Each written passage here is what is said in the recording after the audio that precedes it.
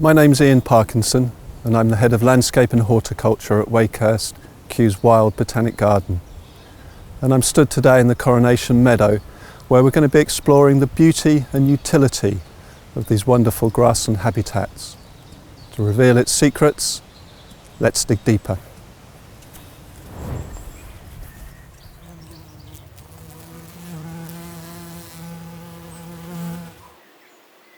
So what is a meadow? That seems such a simple question, but it's one that evades a simple answer. Because these days meadows mean different things to different people. To a farmer, for example, a meadow is an integral part of the agricultural landscape. To a scientist, a meadow is a living laboratory, a place for study and research. To an ecologist, a meadow is a treasure trove of botanical jewels, just waiting to be discovered. And perhaps for the rest of us, a meadow is simply a reminder of the awe, the wonder and the beauty of the natural world. So a meadow exists on many different levels, but essentially it's a finely balanced ecosystem. An ecosystem where not a single plant has to work hard to fit in, but every single blade of grass, every fragile flower has equal opportunities to stand out. Meadows may well be full of wild flowers, but they're not as wild as first meets the eye. Essentially the function of a meadow is to produce hay, and that hay is used to feed to livestock over the winter months. So this time of year the meadow is allowed to grow, and a bit later in the summer it's all cut down and allowed to dry on the ground before being turned into bales of hay. And it's that pattern of management carried out year after year that creates this finely balanced ecosystem. And if meadows are to continue to thrive, we need to ensure that that management is carried out annually. So after the summer hay cut, the meadow puts out a new flush of grass, and at that stage we bring livestock, sheep or cattle, onto the meadow to graze that nutrient-rich grass down. And this helps to condition the animals before they go in for winter. So we created the Coronation Meadow about 5 years ago, and there is a science to making a meadow, but it's not an exact one. The qualities you need most of all are those of patience and perseverance. So I guess in that regard it becomes more a labour of love. So if we look at the tapestry of plants beneath my feet, we see a tightly woven matrix of grasses, flowers, sedges, rushes, and even a couple of grassland ferns. Early in the season we get a flush of yellow flowers like these buttercup, and then as the season progresses we see oxeye daisies coming forward, and then towards the end of the year species like knapweed, Dyer's greenweed. So the meadow is dynamic. And what's special about a meadow is both rare and common plants are happy to rub shoulders together. So these days meadows have become synonymous with wildflowers, but actually the grasses are equally important. And there's a lovely selection of meadow grasses just here. This is one of my favourites. This is crested dog's tail. This is very palatable to livestock, but it's also the food plant for many butterflies, including the meadow brown. And then slightly lower down is meadow bent. This is the grass that catches the early morning dew, and it takes on a beautiful bejewelled appearance. And right next door is sweet vernal grass. This is the grass that makes hay smell sweet. It's also the food plant for a range of insects, and its pollen aggravates my hay fever. So it's a plant that I have mixed feelings about. There's simply too many plants in this meadow to talk about on an individual basis, but I can see some important ones right in front of me. This is yellow rattle, and this is important because it's a hemiparasitic plant, and that means that it parasitizes the roots of the grasses, just checking them, holding them back and removing the competition, and that allows more fragile flowers to thrive and to have space in which to grow.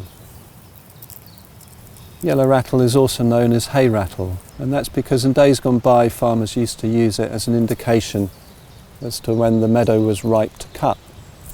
When it sets seed, the seed rattles around in these papery seed capsules, and that's a sure sign that the meadow is ready to turn into hay.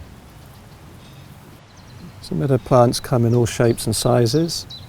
And this delicate wild flower is one of the smaller umbellifers. This is Pignut. And the clue is in the name. This is called Pignut because there's a tuber underground. Looks like a little nut.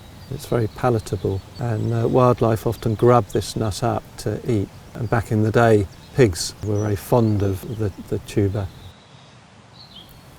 One of my favourite plants in a meadow is Dyer's greenweed. This is it here. It's actually found in a range of different habitats, from woodland to heathland, and of course meadow. And traditionally it was used for dyeing fabric. It's lovely to have in the meadow because it's an important food plant for a range of different insects. And it's rather beautiful. So here's a lovely cluster of common spotted orchids. They have a real beauty of form, but their presence in the meadow is a sign of healthy soils. So as far as meadows are concerned, the form that we see above ground is strongly influenced by the function of fungi below ground. In the subterranean world of meadows, there's another community hard at work in the shape of mycorrhiza fungi. Mycorrhiza fungi are microscopic threads that form a mutually beneficial bond with plants, just like these common spotted orchids. So meadows have this wonderful community spirit, which is built upon a biological interaction between fungi and plant and insect. These interactions have evolved over thousands of years. So if we look closely in the sward here, what we see is some bare ground. And this bare ground has been established by the sheep that were grazing here earlier in the winter. And that created a patch of earth where seed could settle. And seed requires just a few simple things. It requires soil in which to grow, it needs light, and it also needs water. So when we're thinking about establishing a meadow, we're trying to create the right environment for seeds to germinate and to thrive. And nestled in here is lady's smock, and that's germinated well and it's competing well. And because it's got light all around it, it has every chance of growing into a lovely plant that will survive in this meadow for many generations to come. So amongst the matrix of common plants that you find in a meadow, you also find some rarities. So this is adder's tongue fern. It gets its name from its flowering spike, which resembles an adder's tongue, and it's a fern of grasslands. It's very diminutive.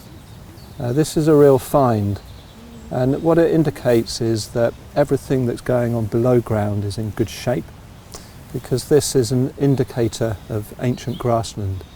So if you find adder's tongue fern in your meadow, it's a really good sign that everything's healthy underground. It's unusual looking fern. It's not what you would expect. It always takes people by surprise when I show them it.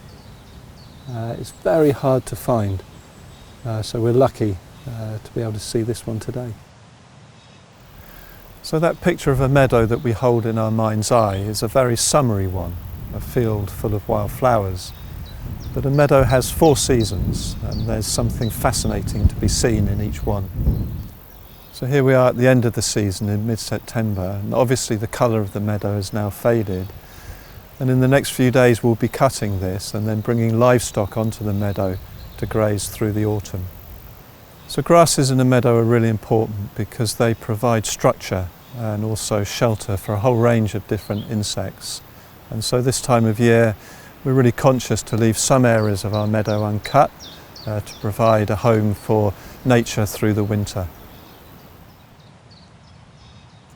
So earlier in the season we looked at crested dog's tail, looking very verdant and full of seed, and here it is with its autumn coat on, taking on a very different appearance, but still very beautiful in its own right. So meadow plants flower at different times through the season, and that's important because even late in the season, and here we are in September, insects still need a source of food. And 2 very important meadow plants that flower quite late are right in front of me. The first is devil's bit scabious, which is this rather beautiful purple flower, and right next door is betony. I really love the combination of these 2 flowers next door to each other, and it's always a joy to behold when you come into the meadow late in the season when everything has lost its lustre, and you see these two plants shining and displaying their colour and their character. So meadows represent the very best in nature. They're a conspiracy between people and plants. They're a microcosm of life, rich in biodiversity and overflowing with natural beauty. Meadows have a real beauty of form. They're full of the abstract designs of nature that repeat over and over and over again in varying degrees of complexity and regularity, manifesting in countless patterns of awe and wonder. Whatever the season, meadows are a joy to behold. Thanks for watching this episode of Dig Deeper. If you like this video, please subscribe to our YouTube channel so you never miss an episode. If you'd like to learn more about the work that Kew does, visit our website for more information.